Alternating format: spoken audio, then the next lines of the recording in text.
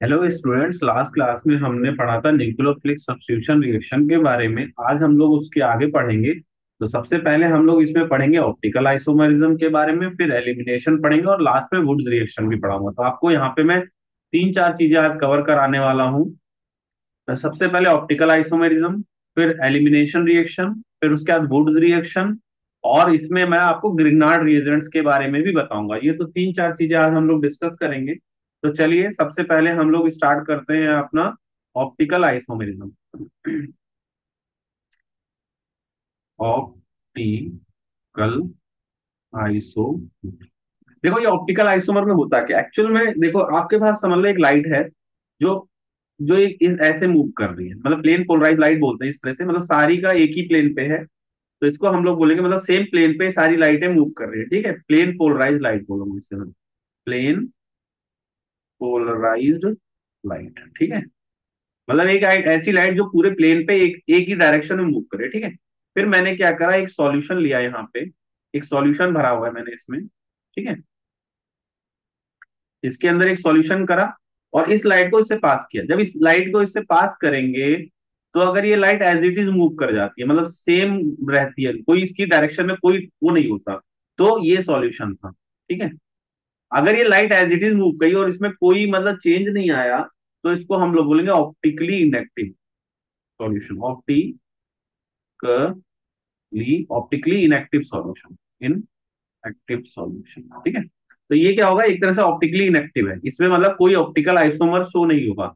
But मान देखो, अगर हमने एक ऐसा सॉल्यूशन लिया, दोबारा से एक सॉल्यूशन लिया, यहाँ पे हमने वही सॉल्यूशन फिल किया है और इसको मैं मिटा देता हूँ एज इट इज।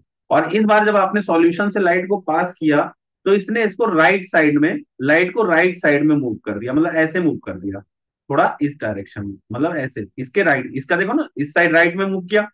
तो इसको एक तरह से आप ये भी कह सकते हो कि इसने एंटी क्लॉकवाइज मूव किया। इसको हम लोग एंटी क्लॉकवाइज भी बोलेंगे, राइट साइड या एंटी क्लॉकवाइज, एंटी क्लॉकवाइज, ठीक है। तो लाइट को या तो एंटी क्लॉकवाइज मूव किया राइट साइड में, इन दोनों की तरह अगर मूव करेगा तो इस तरह के जो मूवमेंट होता है, इसको हम लोग बोलते हैं, ये ऑप्टिकली एक्टिव होगा, ऑप्टिकली एक्टिव सॉल्यूशन, सॉल्यूशन। और इसको हम लोग बोलेंगे डेक्स्टो रोटेटरी, डेक्सटो, डेक्स्टो रोटेटरी, इसको हम बोलेंगे डेक्स्टो रोटेटरी, ठीक है। डेक्स्टो रोटेटरी, रोटेटरी, डेक्स्टो रोटेटरी, इसको डी फॉर्म भी बोल सकते हो आप, डी फॉर्म भी बोल सकते हो आप इसको, डेक्स्टो रोटेटरी को आप डी फॉर्म भी बोल सकते हो, फॉर्म भी बोल सकते हो। और ये प्लस फॉर्म में भी होगा, इसको प्लस से भी रिप्रेजेंट किया जाता है, ठीक है। ये प्लस से भी रिप्रेजेंट किया जाएगा, इसको प्लस होगा या डेक्स्टो रोटेटरी डी फॉर्म, ठीक है। तो ये लिखते हैं। अगर लाइट को, जैसे आपका जो सॉल्यूशन था, सॉल्यूशन सेम ही सॉल्यूशन ले रहा हूं मैं इसमें, फिर सॉल्यूशन ले रहा हूं, और इसने इस बार क्या किया, लाइट को मान लो राइट साइड नहीं, इस बार लेफ्ट साइड में रोटेट कर दिया, ये लेफ्ट साइड, ठीक है। और ये समझ लो एक तरह से क्लॉकवाइज डायरेक्शन में। तो क्लॉकवाइज के लिए आपका लीवो रोटेटरी आता है, क्लॉकवाइज, ये क्लॉकवाइज हो गया, क्लॉकवाइज। तो इसके लिए आप लिखोगे लीवो रोटेटरी, रोटेट, इसको बोलोगे लीवो रोटेटरी, लीवो रोटे, लीवो रोटेटरी। और इसको एल फॉर्म भी बोल सकते हो, एल फॉर्म, या आप उसको बोलोगे माइनस, ये वाले के लिए माइनस आएगा, माइनस साइन आएगा, ठीक है। इसके लिए प्लस था। और ये सारे ऑप्टिकल एक्टिव सॉल्यूशन है, ये दोनों ही ऑप्टिकल एक्टिव होगा, ऑप्टिकली एक्टिव, ऑप्टिकली एक्टिव, ठीक। तो ये आप नोट, इसमें क्या हुआ आपने, ये राइट साइड में था, राइट साइड रोटेट साइड, और ये आपका लेफ्ट साइड, ये left side, left side, left side से लिबो रोटेट, ठीक है। तो आप ये सारा नोट डाउन कर लो। अगर आपने राइट साइड रोटेट हुआ लाइट, सॉल्यूशन से लाइट अगर राइट साइड रोटेट हुई, तो ये एंटी क्लॉकवाइज या राइट साइड, तो इसको आप बोलोगे टेक्सटो रोटेटरी, अगर क्लॉकवाइज हुई या लेफ्ट साइड हुई तो इसको लिबो रोटेट करो। इसको डी फॉर्म से करते हैं, इसको एल फॉर्म से करते हैं। ठीक है, ये ऑप्टिकली एक्टिव दोनों ही सॉल्यूशन होते हैं। तो इसको आप नोट डाउन कर लो, फिर हम लोग इसमें कुछ आगे पॉइंट्स पढ़ते हैं। ठीक है, आप इसको नोट डाउन कर लीजिए पहले।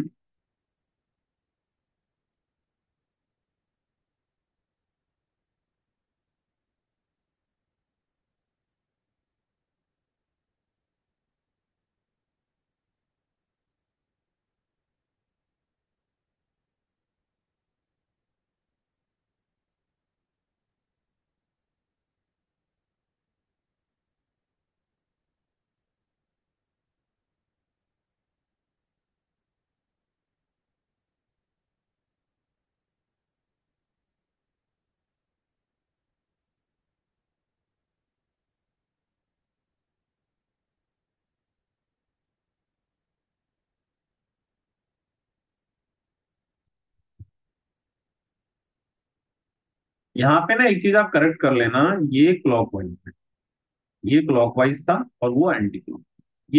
ये जो लिखा है ना इस तरह रोटेट करता है, तो ये क्लॉकवाइज, क्लॉक।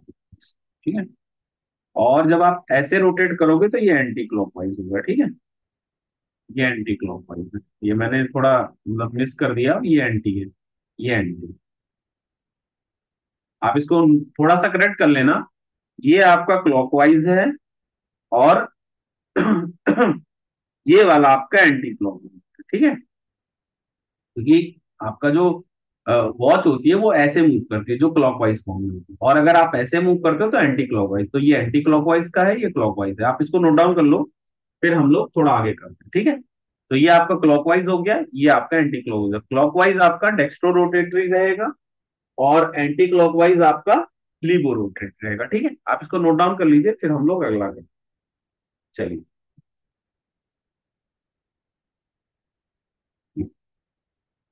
अब ऑप्टिकल आइसोमर्स की सबसे पहले मैं डेफिनेशन बता देता हूँ आपको।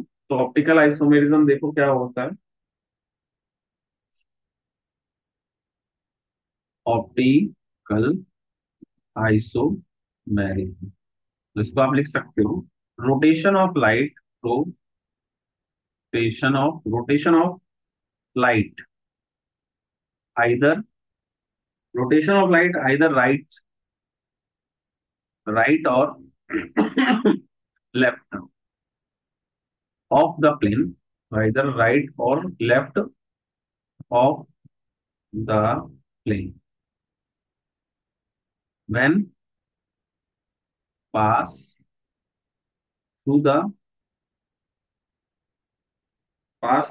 optically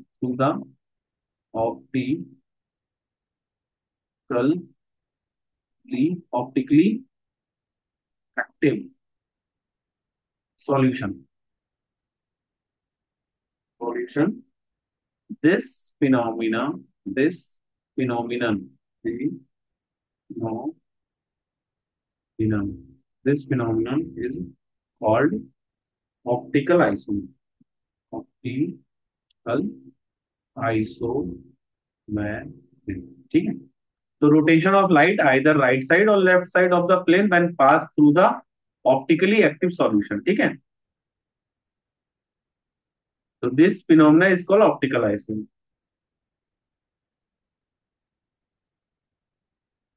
अब उसके बाद ना इसमें कुछ टर्म्स होती हैं जो आपको पता होनी चाहिए। जैसे सबसे पहले है कि कायरल सेंटर क्या होता है, या कायरल मॉलिक्यूल क्या होंगे और अकायरल मॉलिक्यूल क्या होंगे। तो टर्म लिखो, सबसे पहले जो टर्म है वो है chiral, chiral molecule,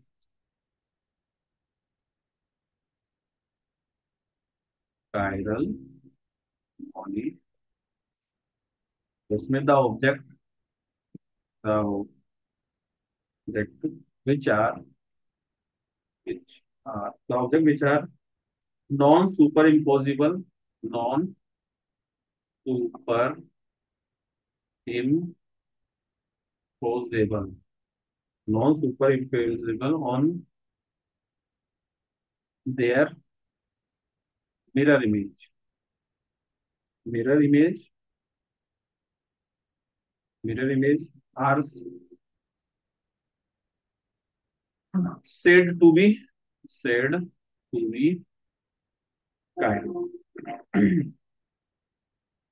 chiral molecule। ठीक है, तो मतलब ऐसे मॉलिक्यूल जिनका mirror image non super imposable होगा उसको हम लोग कायरल मॉलिक्यूल्स कहते हैं। अभी आप इसको देख लीजिए, फिर मैं एक बार आपको समझा दूंगा सुपर इम्पोजिबल और सुपर इम्पोजिबल और नॉन सुपर इम्पोजिबल का मतलब क्या होता है। तो एक बार इसको नोट डाउन कर लीजिए, फिर मैं आपको ये चीज समझा भी दूंगा। ये क्या होता है, कायरल मॉलिक्यूल्स जो होते हैं, chiral molecules are optically active, optically active. तो देखो, अगर आपको देखना है कोई मॉलिक्यूल ऑप्टिकली एक्टिव है या नहीं, तो आप उसका कायरल सेंटर देख लो। अगर उसमें कायरल सेंटर है तो आपका जो मॉलिक्यूल होगा वो ऑप्टिकली एक्टिव होगा। इसको नोट डाउन कर लो, फिर हम आगे करते हैं। ठीक है,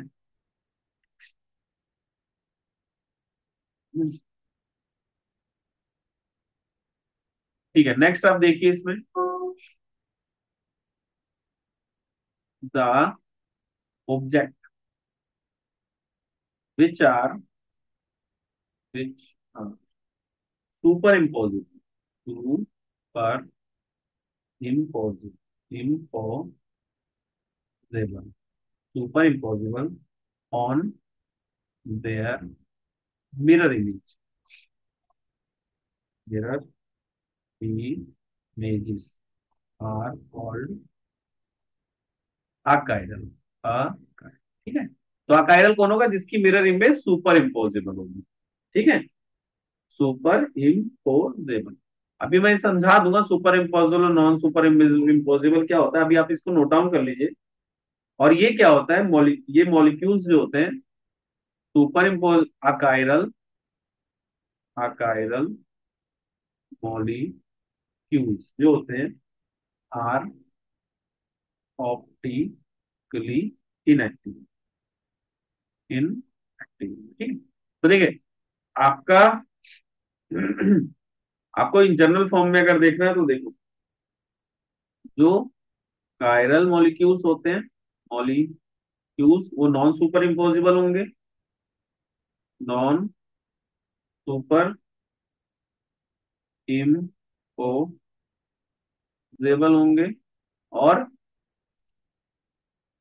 ये क्या होंगे, ऑप्टिकली एक्टिव होंगे, ऑप्टिकली एक्टिव, ये ऑप्टिकली एक्टिव होते हैं। ठीक है, जब आप अकायरल मॉलिक्यूल की बात करते हो, अकायरल मॉलिक्यूल्स जो होते हैं ये सुपर इम्पोजिबल होते हैं, सुपर इम्पोजेबल होते हैं।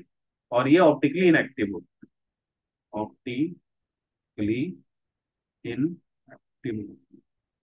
अब देखो, अगर आपको देखना है ना कोई मॉलिक्यूल कायरल अकायरल, तो एक चीज देखना, कार्बन के साथ जो जो चार मॉलिक्यूल अटैच होंगे, सबके सब अलग अलग होंगे। जैसे एक Cl है ले लिया, एक H ले लिया, एक C2H5 ग्रुप ले लिया, और एक CH3। तो ये जो होगा ये आपका कायरल मॉलिक्यूल, ये कायरल, स्टार मार्क कर देता हूँ। ये कायरल सेंटर है। ठीक है अब जैसे यहाँ पे देखोगे, अगर मैं ये ले लेता CH3, देखो यहाँ पे दो दो मॉलिक्यूल आ गए ना, तो ये अकायरल हो जाएगा, ये आपका अकायरल, अकायरल। ठीक है, तो कायरलिटी चेक करने का सबसे बेस्ट होता है यही, आप देख लो चारों मॉलिक्यूल अलग होने चाहिए। अगर नहीं है तो वो आपका अकायरल होगा, वरना कायरल होगा। जैसे आप इसका देखो, ये वाला CH3, इसमें आपको सारे बताने कायरल है कायरल है। CH2, CH3, CH3, ठीक है। तो देखो यहाँ पे जो स्टार मार्क कर रहा हूं वो सारे कायरल होंगे। ये वाला कायरल होगा क्योंकि यहाँ पे चारों मॉलिक्यूल अलग है, ये पूरा अलग, ये अलग, ये अलग, ये अलग। ये नहीं होगा क्योंकि इसमें 3 हाइड्रोजन आ रहे हैं, यहाँ 2 हाइड्रोजन आ रहे हैं, ये भी नहीं होगा, ये भी नहीं होगा। तो यहाँ पे सिर्फ ये कायरल है, ये आपका कायरल। ठीक है, तो कायरलिटी चेक करने के लिए आप कुछ मत करिए, बस ये देख लीजिए कि कार्बन के साथ जो 4 एटम अटैच है क्या अलग अलग है। अगर चारों अलग अलग है तो वो कायरल कहलाएगा, अदरवाइज नहीं कहलाएगा। यहाँ पे देखो ये कायरल था। नेक्स्ट पेज पे आ जाओ। देखो, अगर मैं ले लेता Cl, Br और H और ये H, तो ये आपका कायरल था, ठीक है। अगर मैं ले लेता Cl, Br, H और Cl, तो ये आपका कायरल, ये कायरल, ठीक है। तो कायरल समझ में आ गया। अब कायरल अकायरल समझ में आ गया। कायरल के लिए चारों मॉलिक्यूल अलग अलग होंगे, अकायरल में एक जैसे होंगे कार्बन के साथ। अब आपको सुपर इम्पोजिबल और इम्पोजिबल समझा देता हूँ, सुपर इम्पोजिबल और नॉन सुपर इम्पोजिबल। उसके लिए मैं एनसीईआरटी ओपन कर रहा हूँ, उसमें एक फिगर है, उसके उससे आप बहुत बेटर वे में समझ पाओगे इसको। ये देखो यहाँ पे,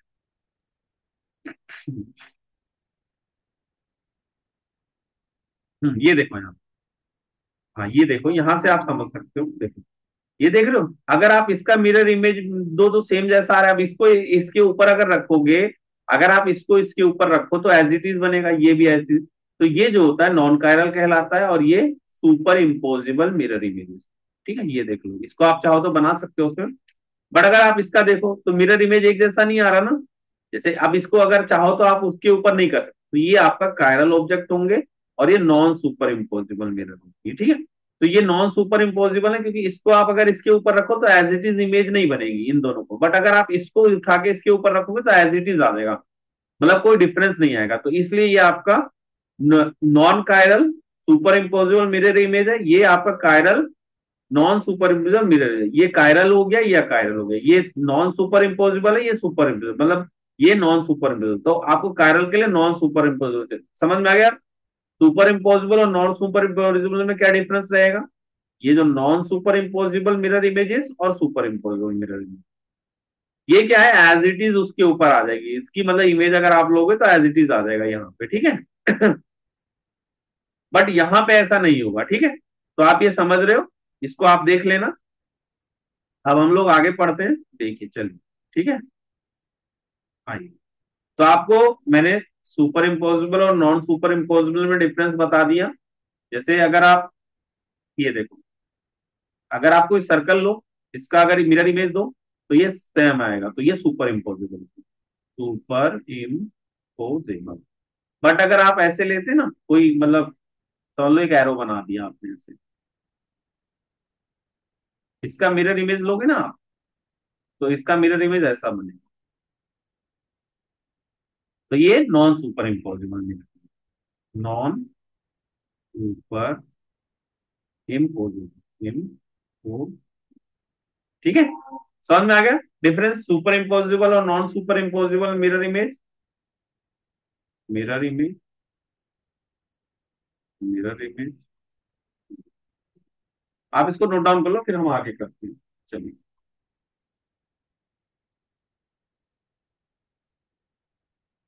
आपको कायरल अकायरल समझा दिया, super imposable non super imposable समझा दिया। अब आइए नेक्स्ट है आपका एनांशियम, क्या होता है।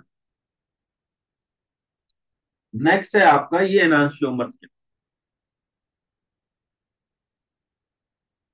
एनांशियोमर्स है, नान ही होम। देखो मैं ना एक मॉलिक्यूल बना रहा हूँ, यहाँ पे मैं CH3 ग्रुप रख रहा हूँ, यहाँ मैं C2H5 ग्रुप रख रहा हूँ, यहाँ पे H ले रहा हूँ, और यहाँ C। अब एक चीज आप देख रहे हो, ये जो होगा ये ऑप्टिकली एक्टिव कंपाउंड, क्योंकि यहाँ पे चारों अलग है, ठीक है। तो इसका अगर मैं मिरर इमेज लूं तो कैसा बनेगा, CH3, C2H5, और यहाँ Cl, यहाँ H। देख रहे हैं आप, इसका मिरर इमेज ये बना।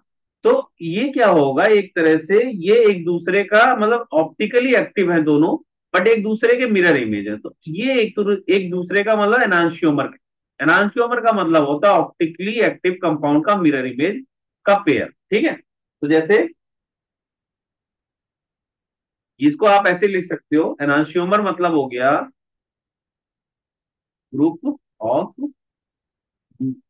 Group of pair, of group of pair of mirror image, mirror image of chiral molecules, chiral molecules, ठीक है। तो ये एनांशियोमर है, जैसे ये समझ लो इसको ए है, ये बी है, ए एंड बी आर एनान यो। ठीक है, आप इसको नोट डाउन कर लो, फिर हम लोग अगला करते हैं। इसमें ना मेन जो पॉइंट आपको ध्यान रखना है, एनांशियोमर में क्या होगा ना, इनकी सारी फिजिकल प्रॉपर्टी सेम होंगी, बस डिफर करेगा जो लाइट का रोटेशन। अगर ये आपका राइट साइड में रोटेट कर रहा है तो लेफ्ट साइड में करेगा, ये लेफ्ट साइड में करेगा तो राइट साइड में करेगा। ठीक है, तो जैसे अगर आप, ठीक है, ये मेन होता है, राइट और लेफ्ट साइड होगा। बट क्या होगा कि ये दोनों ही एक दूसरे के एनांशियोमर कहलाएंगे। अब इनकी क्या होती है प्रॉपर्टीज, आपको मेन ध्यान रखनी होती है कि एनांशियोमर में फिजिकल प्रॉपर्टी सारी सेम होती है, डिफर करता है इनकी प्लेन पोलराइज लाइट को किस तरफ ये रोटेट कर रहे हैं। ठीक है, तो ये चीज आप ध्यान लिख लीजिए। Enantiomers, enantiomers possesses identical identical possesses identical physical properties,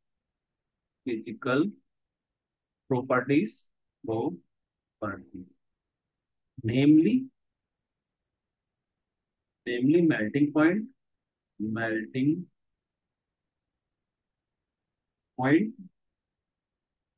boiling point, refractive index, refractive index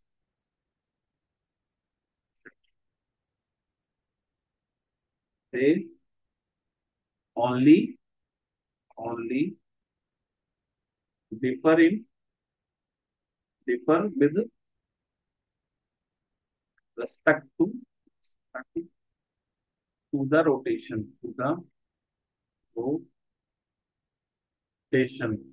of plane polarized light, polarized plane polarized light।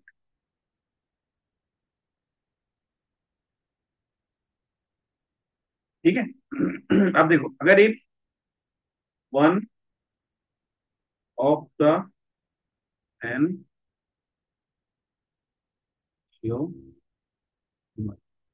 Is dextrorotatory, अगर एक डेक्स्ट्रो तो नेचुरल सी बात है, दूसरा आपका क्या होगा, लिबो होगा।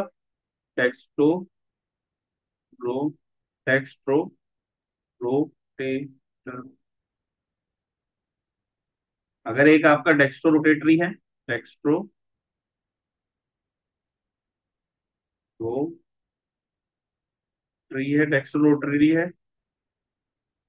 तो अरे यार इसको रुको ना, दोबारा से लिखो, स्पेलिंग में थोड़ा मिस्टेक हो रहा है। डेक्स्ट्रो रोटेटरी है, अगर एक डेक्स्ट्रो रोटेटरी है तो देन अदर विल बी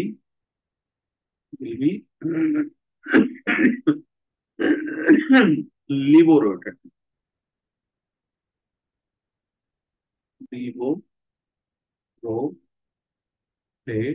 ठीक है, तो अगर एक एक डी होगा तो दूसरा एल होगा, ये चीज ध्यान रखें। तो देखो एनांशियोमर्स क्या होते हैं, कायरल मॉलिक्यूल्स के मिरर इमेजेस होंगे, और वो क्या होता है, उनकी फिजिकल प्रॉपर्टी सेम रहती है। डिफरेंस कहाँ आता है, सिर्फ उनके प्लेन पोलराइज लाइट को किस डायरेक्शन में रोटेट कर रहे हैं उसमें डिफरेंस आएगा। और क्या होगा, अगर एक आपका डी है तो दूसरा एल होगा। तो ये कुछ चीजें जो एनांशियोमर्स पेयर्स के बारे में ध्यान रखना। अब अगला देखिए, अगला है रेसमिक मिक्सचर किसे बोलते हैं। नेक्स्ट लिखिए, रेसमिक मिक्सचर किसे कहते हैं। Racemic mix racemic mixture. तो देखिए रेसमिक मिक्सचर का मतलब होगा, जैसे आपका डी और एल है ना, वो इक्वल कंपोजिशन में लिया जाएगा, जिससे ओवरऑल जो होगा ऑप्टिकली एक्टिविटी जीरो हो जाएगी। मतलब जितना आप उसको लेफ्ट में रोटेट करेगी लाइट सॉल्यूशन को, लाइट को सॉल्यूशन जितना लेफ्ट में रोटेट करेगा उतना ही राइट में होगा, तो ओवरऑल उसमें रोटेशन जीरो आएगा। तो racemic mixture is the mixture of the equal composition of the dextrorotatory and laevorotatory molecule. ठीक है, मतलब डी और एल उसमें सेम होगा। तो इसको लिख लो, मिक्सचर कंटेनिंग टू एनहांसमेंट in equal proportion will have zero optical rotation.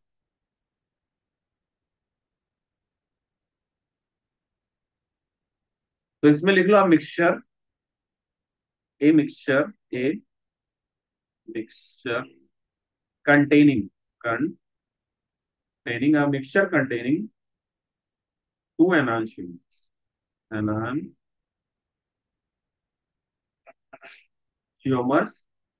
in equal proportion.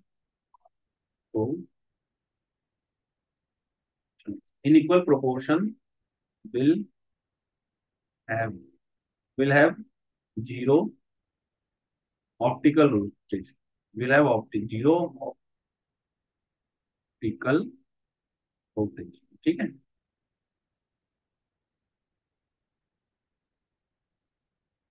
तो ये ध्यान रखना, mixture containing two enantiomers in equal proportion will have a zero optical rotation. ठीक है। तो ये ध्यान रखना।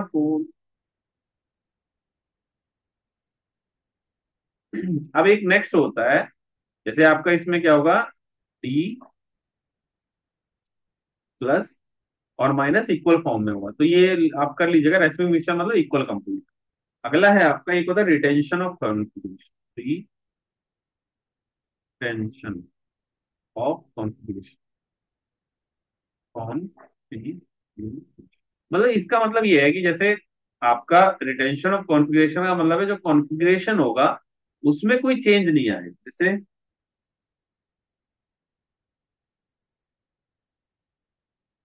इसका आप रिटेंशन ऑफ कॉन्फ़िगरेशन का मतलब ये हो गया, retention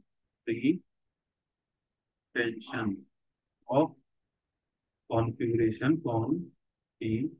retention of configuration is the preservation pre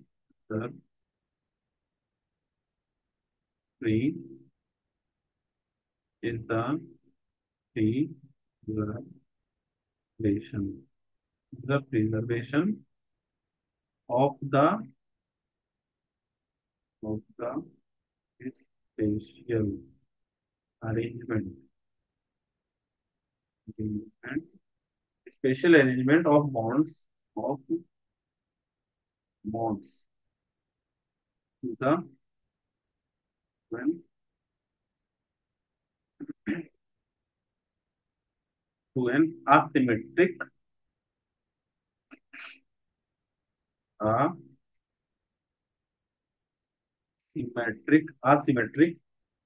center during a chemical reaction और ट्रांसफॉर्मेशन। ठीक है। तो इसका आप ऐसे समझो, जैसे आपके पास ना एक, मैंने एक लिया, यहाँ पे CH3 ग्रुप है, ये H है, और यहाँ पे C2H5 और यहाँ पे CH2OH था। ठीक है। अब आपने इसको HCl के साथ ट्रीट किया। ठीक है।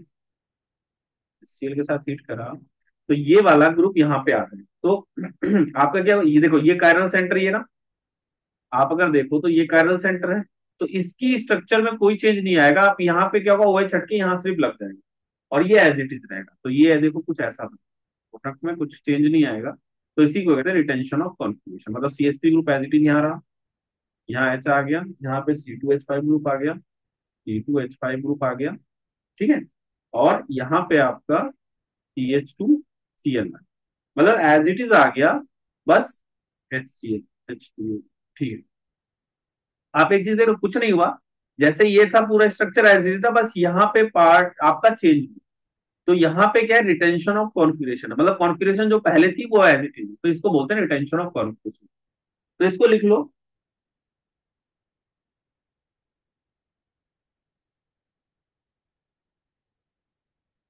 ठीक है। अभी इसको नोट डाउन कर लो, फिर अगला करते हैं। इसमें एक पॉइंट और ध्यान रख लेना, इसमें एक पॉइंट और लिखा रहा हूं, इसको भी ध्यान रख लेना आपको। Two different compound, two different two different compound two different compound with same configuration, with same configuration, same configuration, same configuration at a symmetric, at a asymmetric center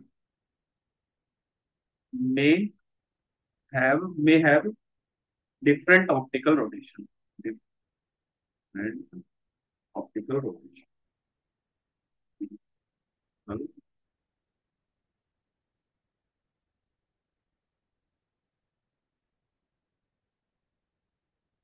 तो मतलब देखो क्या है कि आपने जैसे क्या किया, देखो इनका कॉन्फ़िगरेशन सेम है ना, बट जरूरी नहीं है कि इनकी ऑप्टिकल रोटेशन सेम है। जैसे अगर ये आर है तो ये ऐसा हो सकता है, ऐसो आर, मतलब जरूरी नहीं है कि ये सेम।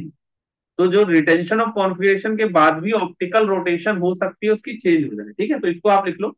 अब ये चीज हम लोग ऑलरेडी पहले मैंने आपको समझाया था। SN2 में क्या होता है, इन्वर्जन ऑफ कॉन्फ़िगरेशन। यहाँ पे इन्वर्जन ऑफ कॉन्फ़िगरेशन होता है, इन्वर्जन ऑफ कॉन्फ़िगरेशन होता है, ये आपको मैंने पहले ही बताया था, कॉन्फ़िगरेशन। देखो यानी अगर आपका ये है ना कंपाउंड, यहाँ पे समझ लो C2H5 है, यहाँ पे H है, यहाँ पे आपका CH3 ग्रुप है, यहाँ H है, और यहाँ पे Br है। तो जब इसको OH से किस करोगे ना, तो आपका जो होगा कॉन्फ़िगरेशन में चेंज हो जाएगा। ये CH3 ग्रुप आपका इधर आ जाएगा, OH ग्रुप आपका यहाँ आ जाएगा, मतलब उल्टा हो जाता है, इसमें H यहीं रहेगा और C2H5 ग्रुप की, ठीक है। तो ये अगर D होगा तो ये L हो जाएगा, ये R होगा तो S होगा, ठीक है। तो ये चीज आप नोट डाउन कर लीजिएगा, मतलब इन्वर्जन ऑफ कॉन्फ़िगरेशन। चलिए इसको नोट डाउन कर लीजिए, फिर मैं अगर SN1 के केस में क्या होगा वो समझा देता हूँ।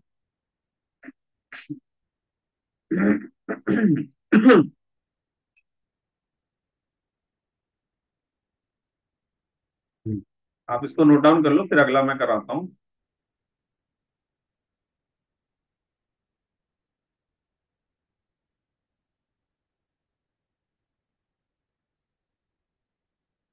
ठीक है, तो जैसे ये अगर आप देखो तो ये आपका अ,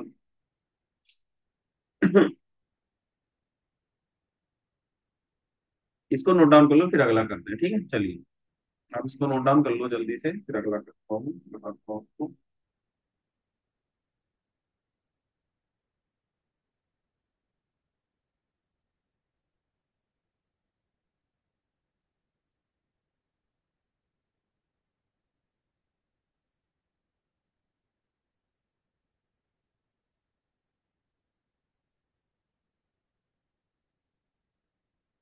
चलिए अगला देखिए।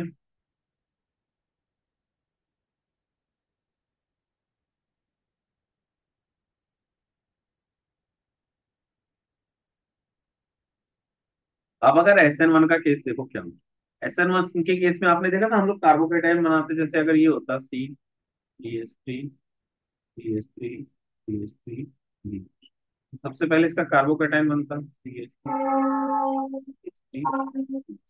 ये जो कार्बोकेटाइन होता है ना, ये sp2 फाइबर, sp2।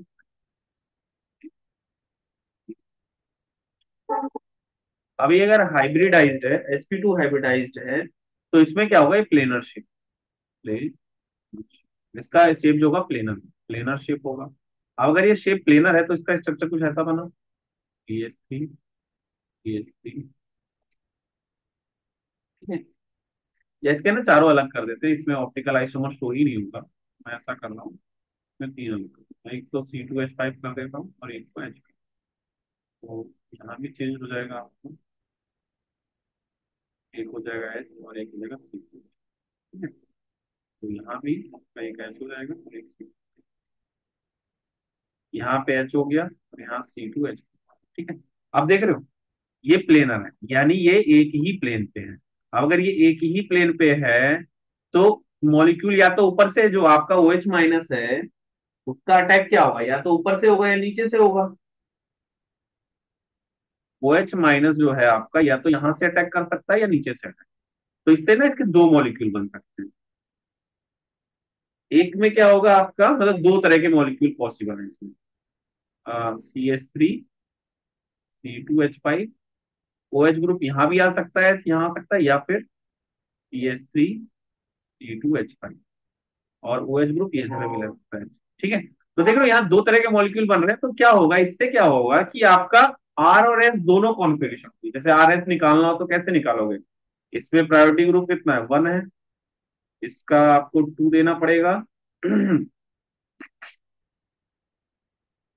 और इसको आपको 3 देना पड़ेगा, और ये 4, ये प्रायोरिटी ग्रुप के हिसाब से निकालते हैं। तो 1 2 3 है ना, ऐसे 1 2 3 इधर से आया, तो इधर से अगर आया तो ये आपका एस हुआ। अब एस का क्या होगा, ये प्रायोरिटी ग्रुप 4 पे, तो इसको आर बोलेंगे, मतलब ये आप लोग जब आप लोग आइसोमेरिज्म के बारे में पढ़ते हो तब पढ़ते हो, तो ये आर कॉन्फिगरेशन है। तो अगर ये आर होगी तो ये एस होगी, ठीक है, ये एस कॉन्फिगरेशन आएगी। तो देख लो इसमें आर और एस दोनों कॉन्फिगरेशन आ रही है। अब आर एस कॉन्फिगरेशन दोनों आ रही है, तो क्या हुआ, आपको बोला था ना रेसिमिक में क्या होता है, दोनों का 50-50, तो इसके केस में क्या होता है, SN1 के केस में आपका रेसिमिक मिक्सचर बनता है, ठीक है। SN1 के केस में क्या होगा, आपका रेसिमिक मिक्सचर, तो ये आपको ध्यान रखना होता है, रेसिमिक मिक्सचर बनता है, ठीक है, रेसिमिक मिक्सचर। तो इसको आप नोट डाउन कर लीजिए, SN1 के केस में आपको रेसिमिक मिक्सचर बनेगा, और इसको नोट डाउन कर लो, फिर हम लोग आगे।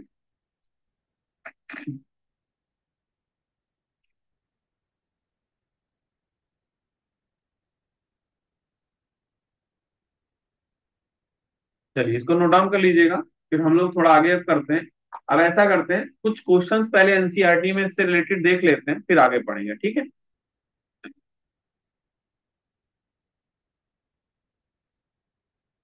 तो इसका देखिए क्वेश्चन मेनली क्या है यहाँ पे, कुछ भी होगा।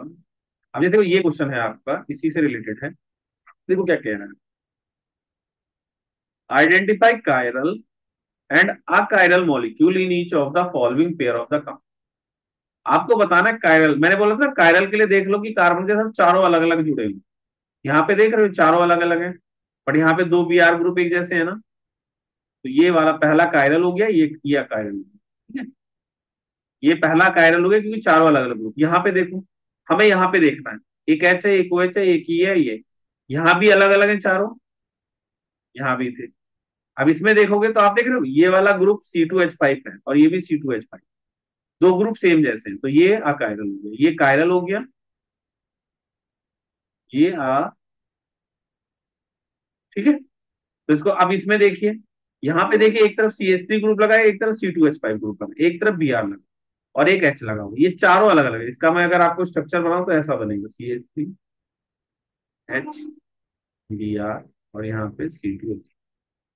अगर आप इसमें देखोगे तो दो हाइड्रोजन लग जाएंगे, जैसे ये पूरा एक साथ आ जाएगा, C के साथ C3H7, और यहाँ पे दो H आ गए, और एक Br। अब एक चीज देख रहे हो, यहाँ दो H एक Br है, और C3H7 है, तो अब ये वाला आपका कायरल हो गया, ये अकायरल हो गया, तो ये कायरल है, ये अकायरल, ठीक है। तो समझ में, मेनली आपको क्या है कि इसमें देखना है कि सारे अलग अलग कार्बन, मतलब कार्बन के साथ सब अलग अलग एटम लगे होंगे तो कायरल होगा, अदरवाइज अकायरल होगा। तो इसको नोट डाउन कर लीजिए, फिर मैं अगला करा देता हूँ। एक बार दोबारा से समझा देना, देख लो इसमें क्या है, चारों इस कार्बन पे चारों अलग अलग एटम लगे इसलिए कायरल है, यहाँ पे दो बोरोमिन लगा हुआ है, इसलिए नहीं है। यहाँ पे देखोगे तो इस कार्बन पे ये चारों अलग अलग एटम, बट यहाँ पे देखोगे तो ये वाला ग्रुप और ये वाला ग्रुप सेम है, तो इसलिए ये अकायरल होगी। यहाँ पे देखोगे तो ये चारों अलग है, एक दो तीन और ये चौथा, ठीक है, ये चारों अलग अलग है। यहाँ पे क्या है कि दो हाइड्रोजन एक साथ लगेंगे, तो इसलिए नहीं होगा, तो ये आपका कायरल है, ये कायरल है, और ये कायरल। इसको नोट डाउन कर लीजिए, फिर अगला करते हैं। चलिए अब ये देख लीजिए, इसके आंसर ये रहे जो मैंने आपको बताया था, ठीक है। अब ये आपका हो गया। अब हम लोग क्या करेंगे, देखो ऑप्टिकल आइसोमर्स में मेनली आपको कायरल कायरल ही देखना आता है, या फिर SN1, ये मेन रहेगा कि SN2 में इन्वर्जन होता है, इन्वर्जन होता है, और SN1 में आपका इसमें रेसमिक होता है, ठीक है, इसमें आपका रेसमिक मिक्सचर बनेगा,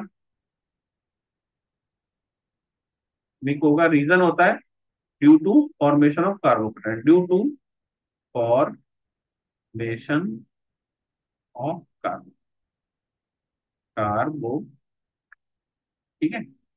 तो ये कुछ पॉइंट्स है जो ध्यान रखना। कार्बोकेटाइन क्या होता है, sp2 हाइब्रिडाइज्ड होता है, sp2 हाइब्रिडाइजेशन होती है और ये प्लेनर होता है। तो आप लोग इतना नोट डाउन कर लो, फिर हम लोग अगला करते हैं। चलिए ठीक है, इसको कर लीजिए, फिर अगला करते हैं हम लोग।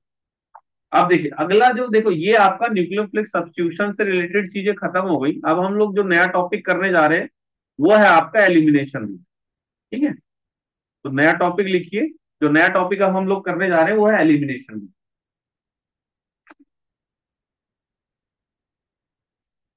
एलिमिनेशन, ठीक है।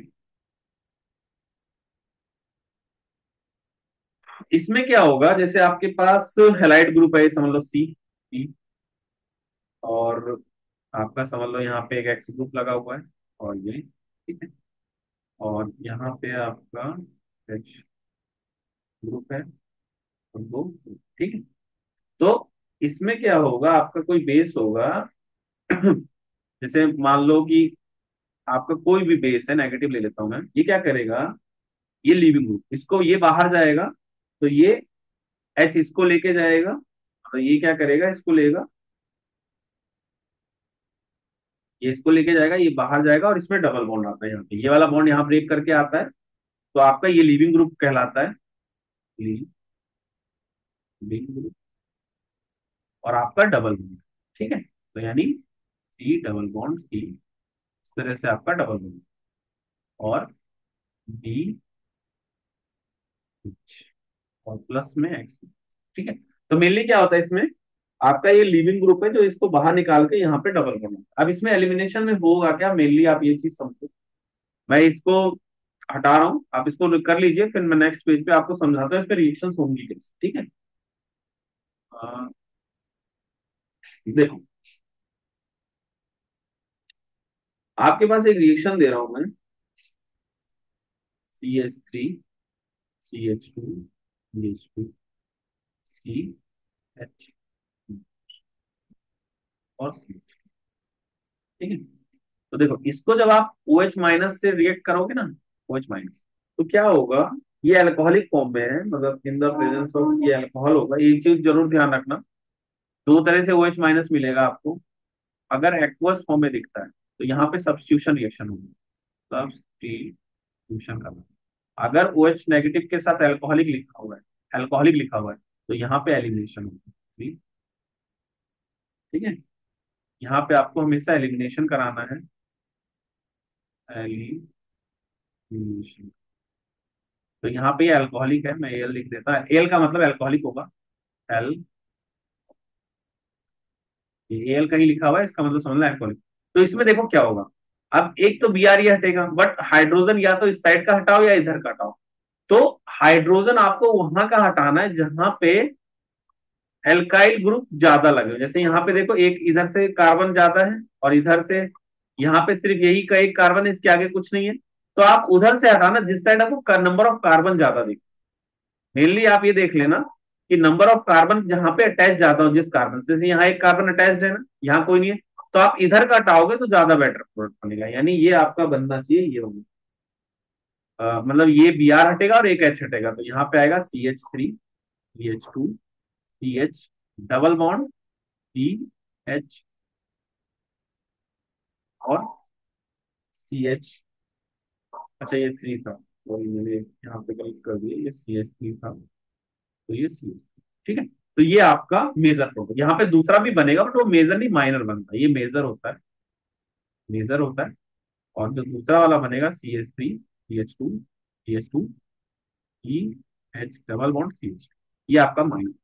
और ये जो हमने जिसके हिसाब से किया उसके लिए जो रूल होता है उसको हम लोग बोलते हैं सेटजिप रूल। जैसे एक रूल होता है जिसके बेसिस पे हमने इसको मेजर का, इसको माइनर का, इसका रूल होता है सेटजिप।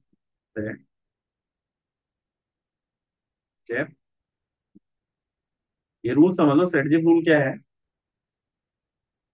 इन डी हाइड्रो हेलोजनेशन, ये dehydro halogenation reaction, In dehydrohallucination reaction, the preferred product product is that alkene is that alkene which has which has the greater number of number of alkyl group attached alkyl group attached alkyl group attached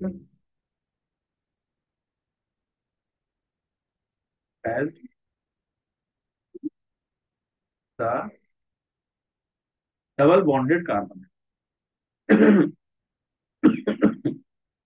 DOU doubly bonded bonded carbon.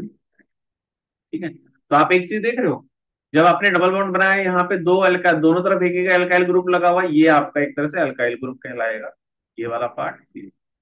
तो देखो double bond के साथ दो alkyl group, यहाँ पे सिर्फ एक ही alkyl group लगा हुआ है, यहाँ कोई नहीं लगा हुआ है, तो इसलिए मेजर है माइनस। ठीक है, तो सेडजिप रूल के बेसिस पे आप डिहाइड्रोजनेशन करा सकते हो।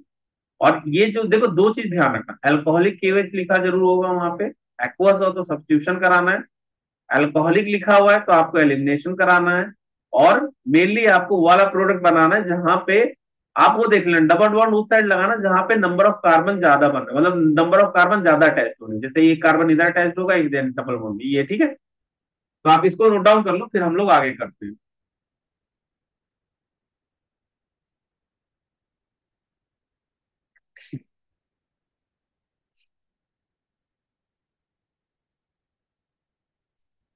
ठीक है, तो ये एलिमिनेशन में आप लोग कर लीजिए, फिर हम लोग इससे रिलेटेड ना कुछ क्वेश्चंस प्रैक्टिस करते हैं, तो आपको ये चीज ना ज्यादा डिटेल में समझ में आएंगी, तो आप इसको नोट डाउन कर लो, फिर हम लोग कुछ क्वेश्चंस प्रैक्टिस करते हैं इससे रिलेटेड एलिमिनेशन से भी। ठीक है,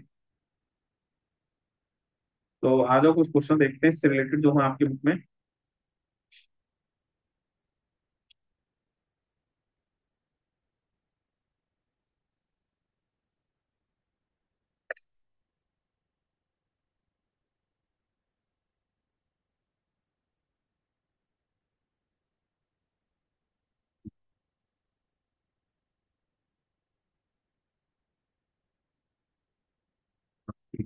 ये देखिए इसमें ये वाला क्वेश्चन, ये सब तो करा चुका हूँ आपको मैं, ऑलरेडी डिस्कस कर चुके हैं हम लोग।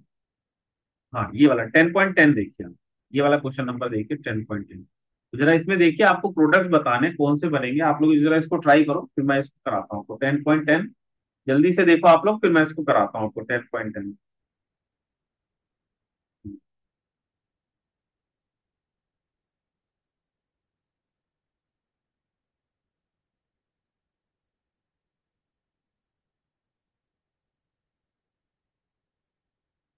देखो पहला क्या कह रहा है, predict the all alkenes that would be formed by dehydrohalation of the following halide with sodium ethoxide in ethanol, identify the major alkene। तो देखो यहाँ पे मैं कुछ चीजें आपको पहले समझा दूं, यहाँ पे लिखा हुआ है सोडियम इथोक्साइड, यानी E2H5O नेगेटिव है, ये एक तरह से बेस का काम है, ये बेस बेस क्या है यहाँ पे E2H5 नेगेटिव। ठीक है, और आपको दिया हुआ इथेनॉल यानी C2H5O, ये आपका अल्कोहल एल्कोहल। तो देखो दो चीज यहाँ पे समझ में आई ना, बेस आपका ये रहा और ये अल्कोहल है, यानी बेस मीडियम किसमें अल्कोहलिक है, यानी ये जो आपको दिया हुआ है एक तरह से C2H5O नेगेटिव अल्कोहलिक दिया। ठीक है, ये समझ में आया। और आपको मैंने पहले ही बोला था जहां पे आपको अल्कोहलिक दिखेगा वहां पे आपको एलिमिनेशन का। तो आप सबसे पहले ये समझ गए कि इस रिएक्शन में बेस आपको ये दे रखा है और अल्कोहल ये दे रखा है, तो अल्कोहलिक होगा। अब इसको हम लोग एक एक करके क्वेश्चन करते हैं कि इसमें क्या मेजर प्रोडक्ट बनेगा और कितने पॉसिबिलिटीज है। ठीक है, तो आप इसको नोट डाउन कर लो, फिर हम लोग एक एक करके स्टार्ट। ठीक है, चलिए मैं इसको हटा रहा हूं, फिर आप देखिए पहले आपको दिया 1 ब्रोमो 1 मिथाइल साइक्लोहेक्सेन, तो मैं साइक्लोहेक्सेन बना देता हूँ। ये मेरा साइक्लोहेक्सेन बनेगा। यहाँ पे आपका वन ब्रोमो है तो एक यहाँ पे Br लगा देता हूँ, और वन मिथाइल साइक्लो, यहाँ पे आपका मिथाइल ग्रुप भी यही लगा। तो आप देख रहे हो, ये आपका स्ट्रक्चर हो। अब इसमें आपको बताना है कि कौन कौन से एल्कीन बन सकते हैं और कौन ज्यादा स्टेबल। देखो, प्रेडिक्ट ऑल द एल्कीन। तो देखो एल्कीन कैसे बनेगा, ये Br हटे, एक हाइड्रोजन बने तो एक बॉन्ड यहां बना, और या फिर ये वाला Br हटे और इधर दोनों में से कोई भी एक हाइड्रोजन, बात सेम ही है। तो इसमें दो प्रोडक्ट बन सकता है, एक तो आपका ये वाला प्रोडक्ट बन सकता है,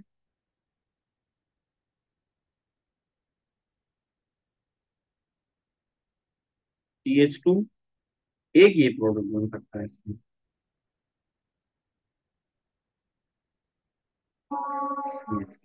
ठीक है। अब एक बात बताओ, मैंने आपको पहले ही बोला था, मेजर वो होगा जहां पे नंबर ऑफ कार्बन एटम ज्यादा अटैच होंगे डबल बॉन्ड से। तो देख रहे हो, एक एक कार्बन, एक मिथाइल ग्रुप ये अटैच्ड है, इधर अटैच्ड है, एक इधर है। बट यहाँ पे देख रहे हो, इधर दोनों हाइड्रोजन अटैच्ड है, और यहाँ पे आपके नॉर्मल सिर्फ दो मिथाइल, दो ग्रुप अटैच्ड है। इधर तो हाइड्रोजन ही है ना, सिर्फ कुछ नहीं है, तो ये आपका माइनर हो जाएगा। माइनर हो गया, और ये आपका मेजर। समझ में आया? एक Br हटाया, एक हाइड्रोजन कहीं का इधर भी लगा सकते हो, कोई फर्क नहीं पड़ेगा, बात सेम ही है। तो यहां पे देखो, ये डबल बॉन्ड बन गया, और ये CH3 ग्रुप। इसके केस में क्या हुआ, एक H हट गया और ये डबल बॉन्ड आ गया, तो CH3 ग्रुप आ गया, तो माइनर हो गया और ये मेजर हो गया। तो इसको नोट डाउन कर लो, पहले का आंसर। ठीक है, इसको नोट डाउन कर लो, फिर हम लोग अगला करते हैं।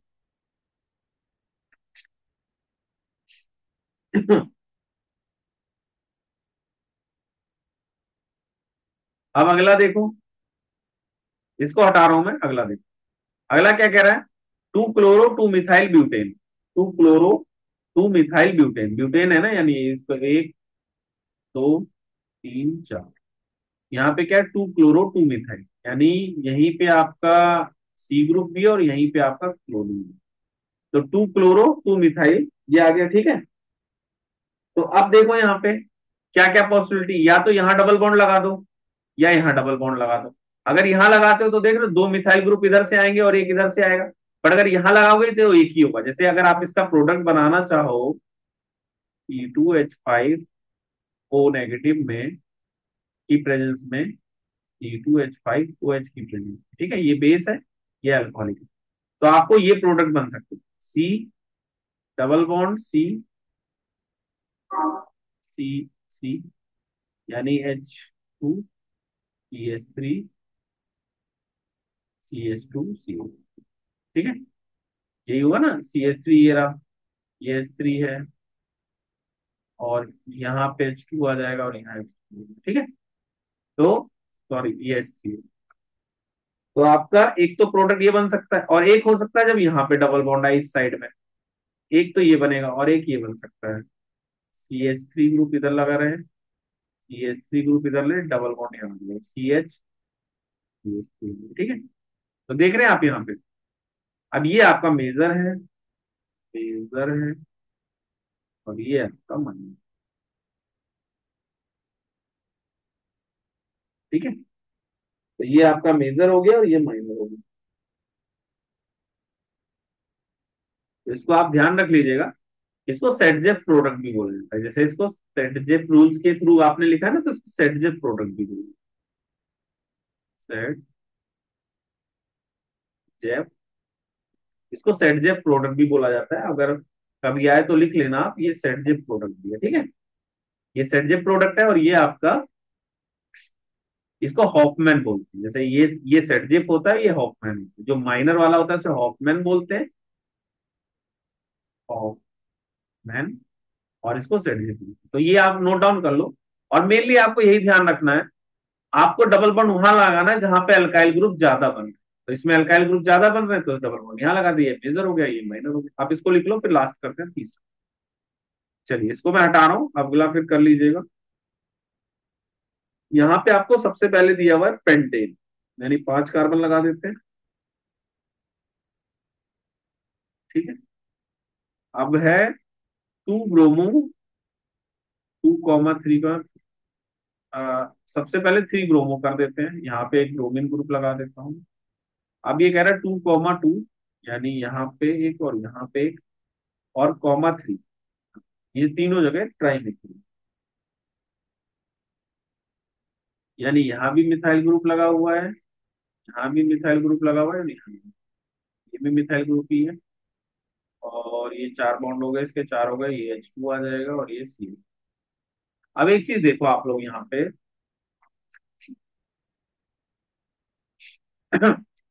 अब देखिए CH3 Br CH3 H2 B, ठीक है। अब यहाँ पे अगर आप देखो तो कहाँ कहाँ बॉन्ड बना सकते हो, यहाँ एक डबल बॉन्ड बन सकता है, एक यहाँ डबल बॉन्ड बन सकता है, एक यहाँ डबल बॉन्ड बन सकता है, तीन जगह डबल बॉन्ड बन सकते हैं ना। तो देखो अगर यहाँ वाला डबल बॉन्ड बनाया आपने, तो क्या कितने मिथाइल ग्रुप लगे, दो मिथाइल ग्रुप आ गए और इधर आ गया। अब यहाँ तो आ ही नहीं सकता, देखो इधर कोई हाइड्रोजन ही नहीं है ना इस साइड में। अगर यहाँ कोई हाइड्रोजन नहीं है तो यहाँ डबल बॉन्ड पॉसिबल ही नहीं है। एक एक डबल बॉन्ड यहाँ आएगा, एक यहाँ आएगा, दो प्रोडक्ट बन सकते हैं इसमें।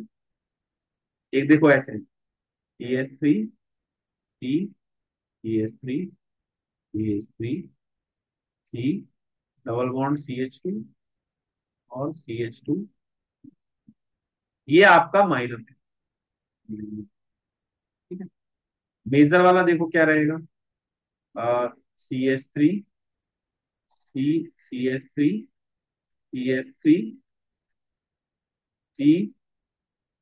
CH3 डबल CH, ये आपका मेजर होगा।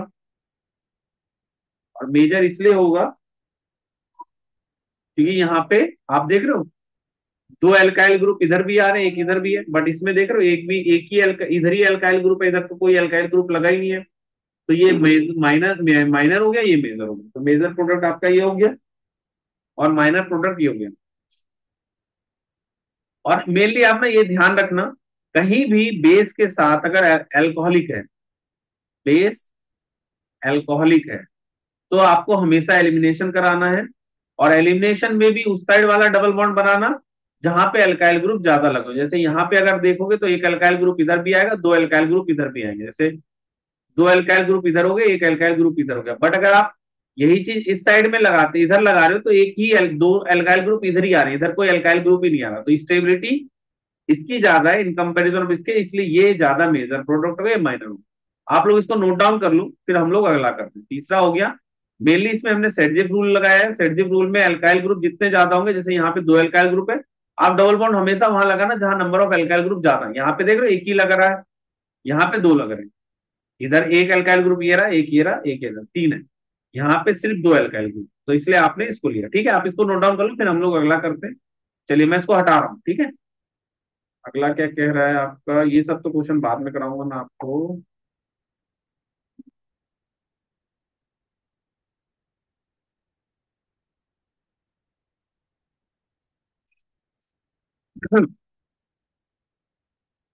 अब अगर आप चाहो 10.14 का सेकंड क्वेश्चन,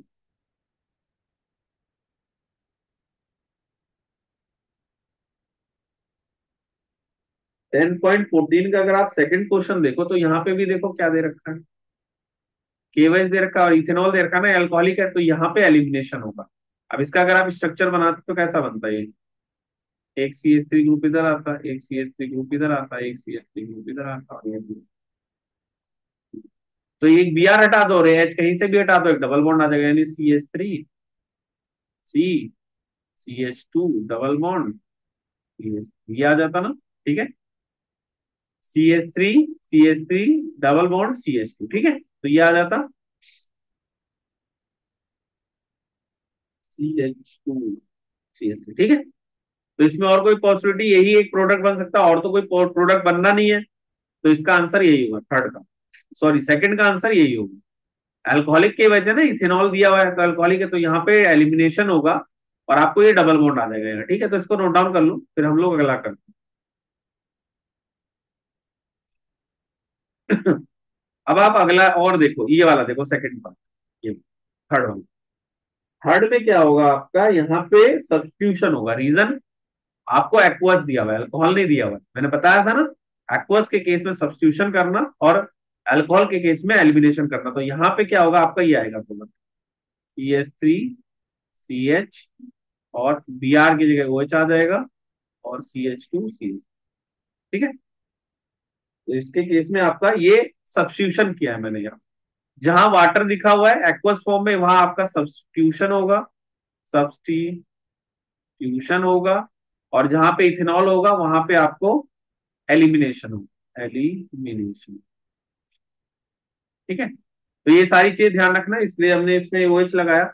अब देखिए, आप ये वाला ऊपर वाला भी कर सकते हैं, फिंकेल्सियन रिएक्शन है, बताया था ना NaI एसीटोन में क्या होता है। इसको हटा के ये फिंकेल्सियन रिएक्शन है, मैंने पहले पढ़ाया हुआ है, देख लेना। CH2 यहाँ पे आई है, ये फिंकेल्सियन रिएक्शन के थ्रू। ठीक है, तो आपको मैंने ये वाला क्वेश्चन करा दिया, ये करा दिया, ये करा दिया। अब देखो यहाँ पे भी इथेनॉल है ना, KCN के साथ फोर्थ में।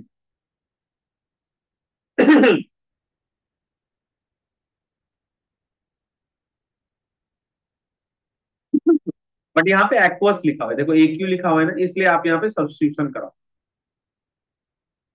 यहाँ AQ लिखा हुआ है इसलिए सब्स्टिट्यूशन, यानी इसका हो जाएगा CH3 CH2 C। कहीं भी एक्वस दिखता है तो वहां सब्स्टिट्यूशन ही कराना है, और ऊपर से ये 1 डिग्री भी है, तो यहाँ पे आपका सब्स्टिट्यूशन ही फेवर करेगा 1 डिग्री। तो ये KCN आ जाएगा। ठीक है, देखो 1 डिग्री भी है और एक्वस भी है, एक्वस कहीं दिख गया तो सब्स्टिट्यूशन ही फेवर करता है, तो इसलिए आपने मैंने CH3 CH2 ये लिखा हुआ है, तो इसका हो गया CN। ठीक है, ये 4 क्वेश्चन आपको करा दिए हैं मैंने। अब यहाँ पे देखो, अगर आप देखोगे तो ये आपका C6H5O है और Na ग्रुप है, C6HCl है, तो यहाँ पे आपका ये ONA पूरा जाएगा और Cl हटेगा। यहाँ पे भी आपका ये सब्स्टिट्यूशन ही होगा फिफ्थ में। ये पहले आप हटा लिख लो, फिर मैं अगला समझाता हूँ। इस वाले क्वेश्चन में यहाँ पे क्या दे रखा है आपको, ये दे रखा है ना, ONA, ये माइनस है प्लस है, और साथ में C2H5। तो यहाँ क्या होगा, ये एक तरह से बेस है, जैसे ये O-, ये आपका एक बेस है। ये क्या करेगा, सब्स्टिट्यूट करेगा इसको, और इसमें ये Cl को हटा के ये बना देगा, यानी ये एक पूरा बेस है एक तरह से। ठीक है, तो ये क्या करेगा, एक तरह से ये बनाएगा आपका C6H5O, सॉरी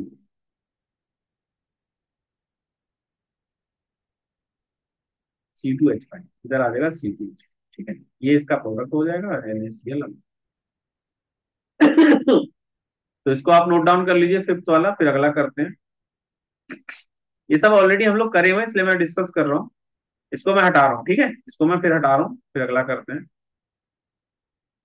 अगला देखिए ये वाला, ये मैंने ऑलरेडी बताया था, SOCl अगर अल्कोहल के साथ होगा तो आपका ये Cl आ जाएगा, यानी ये हो जाएगा CH3 CH2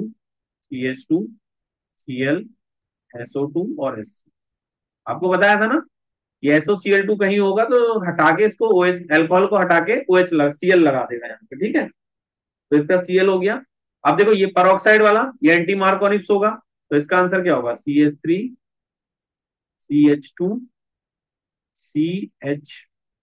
CH2 यहाँ पे Br आ जाएगा और यहाँ H। ये एंटी मार्कोनिक्स परऑक्साइड में बताया था ना, एंटी मार्कोनिक्स, तो H आपका क्या होगा, ये वाला जो पार्ट है यहाँ जाएगा, और Br ये प्लस पार्ट होता है, नेगेटिव पार्ट, और नेगेटिव वाला यहाँ। ठीक है, तो Br यहाँ लगा दिया, H यहाँ लगा दिया, इसको नोट डाउन कर लो, फिर मैं लास्ट करा देता हूँ ये भी, फिर अगली। अब देखो इसमें कोई ऐसा नहीं पेरोक्साइड है, तो ये मार्कोनिक फॉलो करेगा, मतलब यहाँ पे दो एल्काइल ग्रुप है, तो यहाँ पे आपका जो नेगेटिव वाला पार्ट है वो यहाँ अटैच्ड होगा और पॉजिटिव वाला पार्ट यहाँ अटैच्ड, तो यानी इसका आ जाएगा CH3 CH, यहाँ आ जाएगा C, दो CH3 ग्रुप लगाया ना, यहाँ Br है, और ये CH3 का 2। क्योंकि जहां पे नंबर ऑफ हाइड्रोजन ज्यादा होते हैं वहां पे आपका पॉजिटिव पार्ट जाता है और नेगेटिव पार्ट वहां जाएगा जहां पे नंबर ऑफ हाइड्रोजन कम होते हैं। तो नंबर ऑफ हाइड्रोजन यहाँ कम है, इसलिए जो आपका नेगेटिव पार्ट है यहाँ पे आएगा, और आपका जो पॉजिटिव पार्ट है ये H+, वो यहाँ पे आएगा। ठीक है, तो फाइनली इसका प्रोडक्ट ये बनेगा, H यहाँ आ जाएगा और Br यहाँ। ये आपका मार्कोनिक्स रूल के थ्रू, ये मार्कोनिक्स रूल है, यहाँ एंटी मार्कोनिक्स है, इसको नोट डाउन कर लो, फिर हम लोग अगला करें।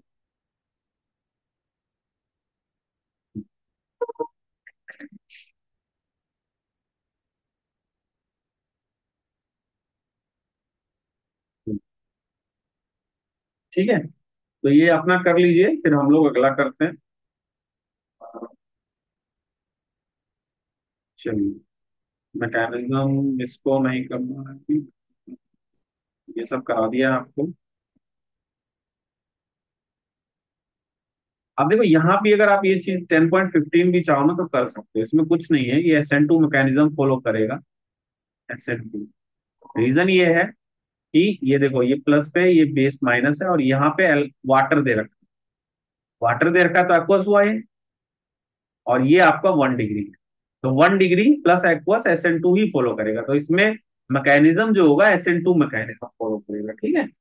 तो अगर आप चाहो तो इसको लिख सकते हो, इसमें कोई प्रॉब्लम नहीं है, SN2 मैकेनिज्म फॉलो करना है, ठीक है। इसका अगर मैकेनिज्म लिखना है तो सबसे पहले ऐसे लिखना पड़ेगा आपको। ये सिंगल स्टेप में होगा, आपका क्या होगा, CH3 CH2 CH2 Br plus में Cn नेगेटिव, ठीक है। तो एक तरह से ये बाहर जाएगा, और ये इस पे अटैक, ये यहाँ अटैक करेगा। आप इसका चाहो तो ऐसे मैकेनिज्म लिख सकते हो, ये इस पे अटैक, एक तरह से आपका जो प्रोडक्ट बनेगा, यहाँ पे लिख देना SN2 मैकेनिज्म, और ये SN2 होगा इसका, ठीक है।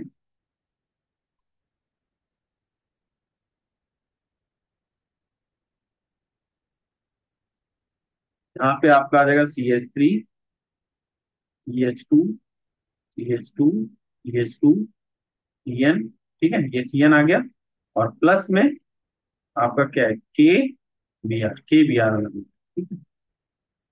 ठीक है, तो इसको नोट डाउन कर लो, फिर अगला करते हैं। यहाँ पे मेन आप बस ये मेन इसमें लिखना है SN2 मैकेनिज्म है, ठीक है। ये ध्यान रखना है इसका 10.15। चलिए अगला देखिए, ये ऑलरेडी हम कर चुके हैं क्वेश्चन, और ये अगली, out of which is easily hydrolysed bye aqueous. अब देखो यहाँ पे क्या क्वेश्चन है, 17th क्वेश्चन देखो ये वाला। यहाँ क्या कह रहा है, आपको दो प्रोडक्ट दिया ना, एक ये दिया है, एक ये, और बोला which is easily hydrolysed bye aqueous, aqueous है ना। तो यहाँ पे आपका जो होगा, ये दोनों का स्ट्रक्चर बना देते हैं पहले।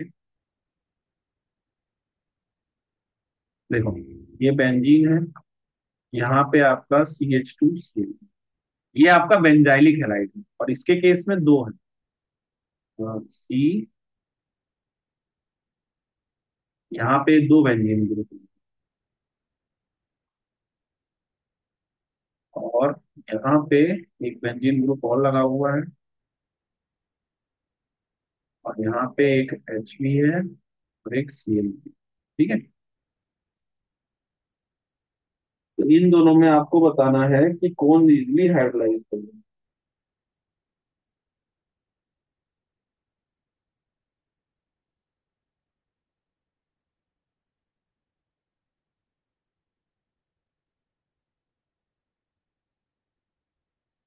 तो देखो, आपको लिखा पी ओ, देखो अगर आप इसकी बात करोगे तो दोनों में ना SN1 ही फॉलो हो रहा है, तो बट इसमें ज्यादा होगा, तो ये इसको लेना पड़ेगा आपको, ये क्योंकि दोनों में ही SN2 ही, SN1 ही, इसमें भी SN1 है, इसमें भी SN1, बट इसमें ज्यादा SN1 रहेगा, इसमें कम रहेगा, क्योंकि आपको मैंने पहले भी समझाया था, स्टेबिलिटी ऑफ कार्बोकेटाइन इसमें ज्यादा होगी, इसमें कम होगी, ठीक है। तो आपका ये SN1 रहेगा, ये चीज ध्यान रखना।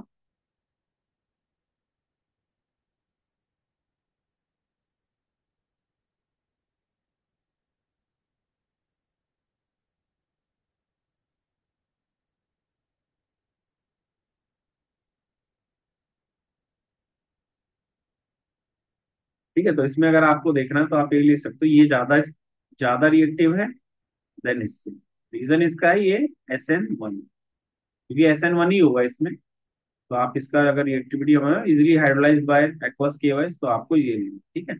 इसमें C6H5BH Bl, C6H5 ज्यादा रिएक्टिव है देन C6H5CH2, ठीक है। तो ये नोट डाउन कर लेना, ये रीजन है 17 का, 10.17 जो है, इसका आपको ये लेना है, क्योंकि SN1 होगा इसमें, ये ध्यान रखना SN1, ठीक है। SN1 है, और ये ज्यादा होगा, क्योंकि स्टेबिलिटी ऑफ कार्बोकेटाइन इसमें ज्यादा रहती है, स्टेबिलिटी ऑफ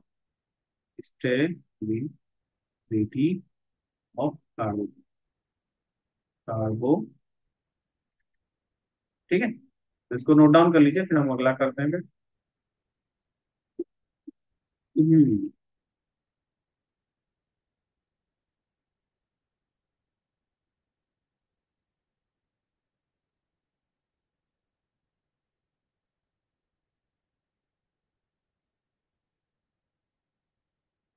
ये है।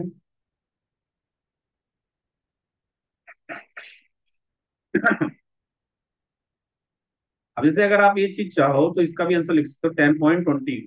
देखो, treatment of alkyl chloride with aqueous केवेज lead to formation of alcohol but in the presence of alcohol is alkene, क्योंकि इसमें आपका सब्स्टिट्यूशन रिएक्शन होता है। बताया था मैंने, सब्स्टिट्यूशन होगा रिएक्शन, और इसमें आपका अल्कोहलिक केवेज में आपका एलिमिनेशन रिएक्शन होगा। तो यहाँ पे आपका एलिमिनेशन होगा, है एलिमिनेशन। ठीक है, तो ये चीज आप नोट नोट कर लीजिए। एक्वस केवेज में सब्स्टिट्यूशन होगा और एल्कोहलिक केवेज में एलिमिनेशन होगा, इसलिए होता है ये।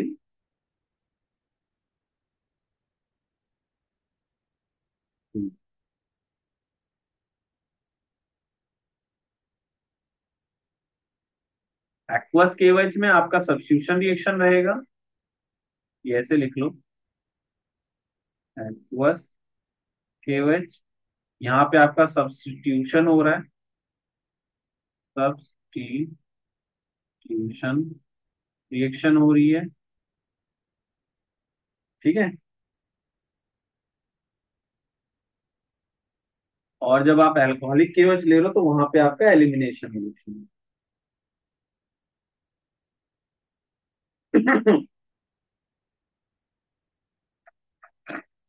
अगर जब आप ये अल्कोहलिक केवेज ले रहे हो तो एलिमिनेशन, एल्कोहलिक केवेज, यहाँ पे आपका एलिमिनेशन रिएक्शन। ठीक है, ये एलिमिनेशन,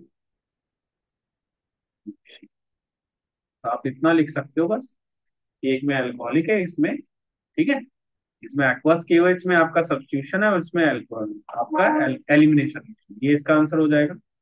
फिर देखो, ये treated with alcohol what happen, तो ये एल्कीन बने, ये तो आप कर सकते हैं। ये वाला क्वेश्चन देखो क्या कह रहा है, n butyl chloride treated with alcoholic, अब अल्कोहलिक है ना, तो इसका ये ब्यूटाइल ब्यूटीन बना देते हैं।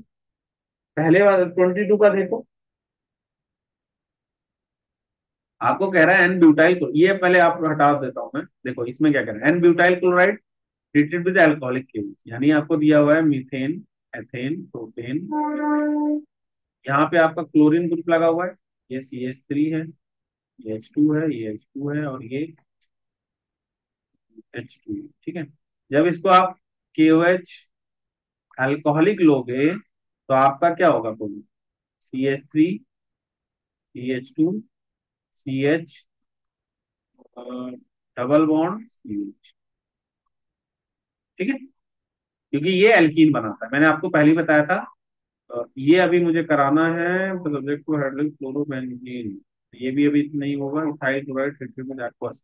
अब देखो ये वाला, यहाँ पे क्या होगा, अल्कोहल, मतलब ये आपका इथाइल क्लोराइड को जब आपने एक्वस के साथ कराया, C2H5Cl, तो KOH एक्वस लिया इस बार, तो मैंने बताया ये Cl हटा के ये सब्स्टिट्यूशन वाला है, तो यहाँ आएगा C2H5।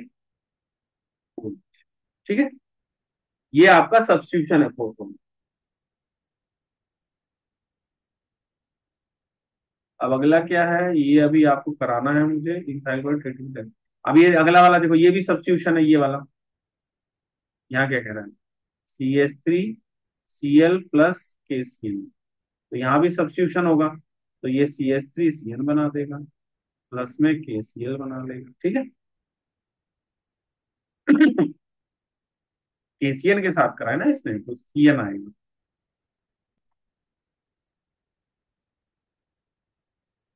यहाँ पे ये Cn।